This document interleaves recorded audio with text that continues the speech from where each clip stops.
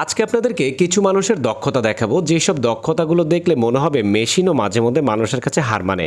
এখানে দেখুন একটি মেয়ে প্লাস্টিকের ফিতা দিয়ে চাটাই বা কিছু একটা বুনছে, কিন্তু তার গতি দেখেন মেশিনকেও হার মানাবে। এখানে আবার দেখুন কিছু মানুষ আপেল পাড়ছে, আপেল পাড়ার পদ্ধতিগুলো দেখলে মনে হবে মেশিনের মাধ্যমে পুরো গাছ থেকে আপেলগুলো ঝরিয়ে ফেলা হয়েছে, বেশ চমৎকার। তারপরে এখানে দেখেন একটা লোক বসে বসে থালা বাটি ধুচ্ছে, কিন্তু একটা পানির চক্রের মধ্যে থালা বাটিগুলো ফেলে দেওয়ার সাথে সাথেই থালা বাটিগুলো হারিয়ে যাচ্ছে কোথায় জানো। একটু পরে আপনাদেরকে দেখাবো এই থালা বাটিগুলো সে কোথা থেকে সংগ্রহ করে।